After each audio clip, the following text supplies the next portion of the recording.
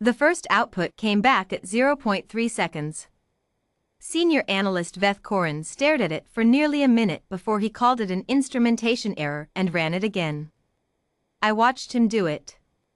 That was the strange part. They hadn't blindfolded me, hadn't drugged me, hadn't done anything to prevent me from watching a room full of Karveth analysts stare at their own equipment like it had insulted their lineage.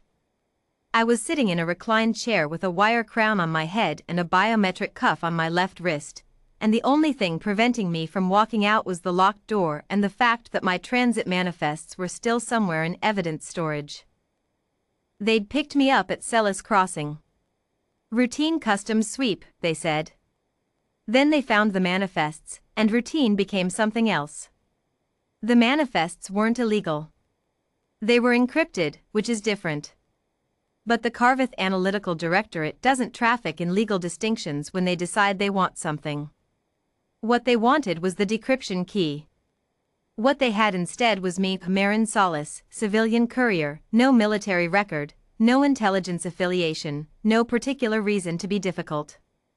Koren had explained the process the way a technician explains a calibration to a piece of equipment. The Directorate's behavioral modeling system would construct a predictive simulation of my psychological profile from the biometric intake data, stress responses, cortisol analogs, microexpression mapping, the works. The simulation would then calculate the optimal sequence of stimuli to produce voluntary compliance. This, he said, avoided the messiness of direct interrogation and was far more precise. He hadn't asked me anything yet. He didn't need to. The simulation would tell him what to say. The 0.3-second output appeared on the main display behind him, a column of probability figures beside a series of projected behavioral states. I could read Karveth's script passably. I didn't let on. The top entry read, *subject compliance threshold, not calculable. Recommend instrument recalibration, *. Koren recalibrated the instrument. The second output took 4 seconds instead of 0.3. The top entry read, *subject compliance threshold, not calculable. Possible corrupted intake dataset, *. He turned to his junior analyst, a younger Karveth with pale violet skin and 4 eyes set wide in a flat, hairless face, and said something in rapid Karveth dialect. The junior analyst pulled up the intake dataset and combed through it. I watched him check it twice. He shook his head. The dataset was clean. I wasn't a corrupted file. I was just a woman sitting in a chair, and the chair was reading me correctly. Koren asked the system to model a baseline scenario, mild environmental stress, isolation, low-grade acoustic interference. These were things the Directorate used routinely. The simulation projected my expected cortisol response, my projected discomfort threshold, my projected compliance window. They ran the scenario. My biometric cuff logged what happened in my body. My cortisol analog held flat. My heart rate climbed 14 beats per minute and then plateaued. The acoustic interference was unpleasant, a sustained frequency in the range the Karveth used for neural suppression, but I'd grown up on a station where the recycling fans ran at a similar pitch and you learned to sleep through it or you didn't sleep. I didn't tell him that. I sat with my eyes open and thought about what I was going to eat when I got out. The simulation had predicted a 73% probability of mild behavioral compliance signals within 4 minutes. At the 6-minute mark, Koren ended the scenario. He stood in front of the display for a moment without saying anything. Then he instructed the system to recalibrate for Class 12 Deathworld baseline parameters and run the scenario again. The results were the same. He escalated. This was the part that told me he wasn't stupid. He understood immediately that the baseline parameters were wrong, not the equipment. So he started pulling them upward. Class 13. Then Class 14. He was looking for the floor my psychology was supposed to be standing on. The junior analyst stopped him at Class 14. Said something quiet.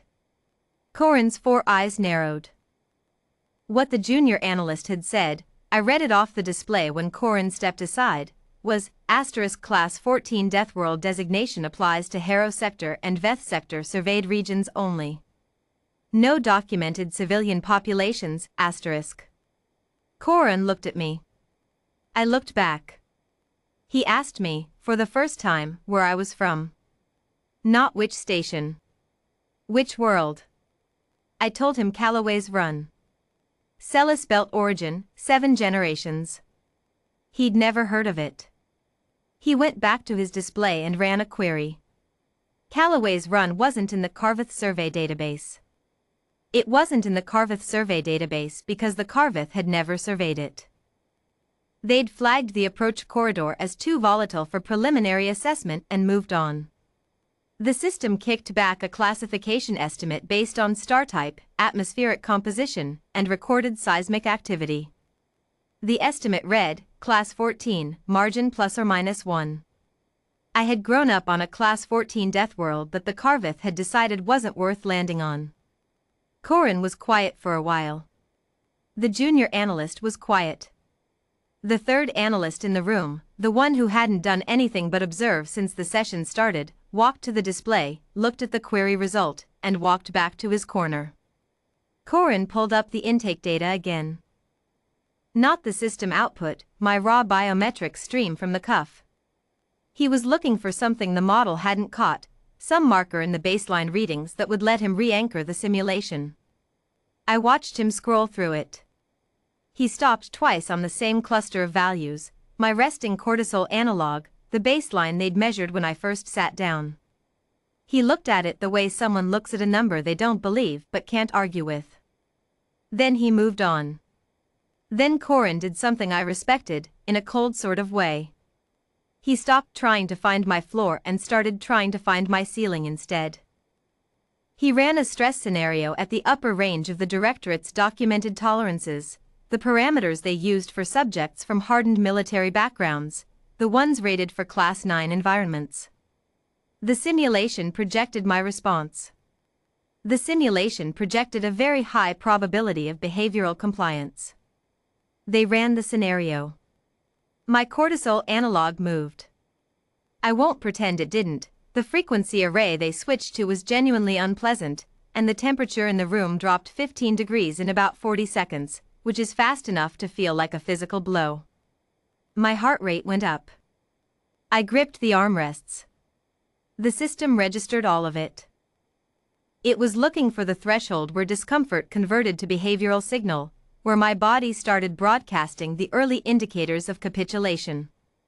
The threshold didn't come. I know what it feels like to want to comply.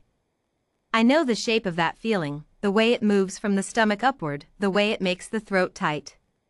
Callaway's Run teaches you that feeling early, because the world will kill you if you make the wrong decision when you're frightened, so you learn to sit in the frightened place without letting it drive.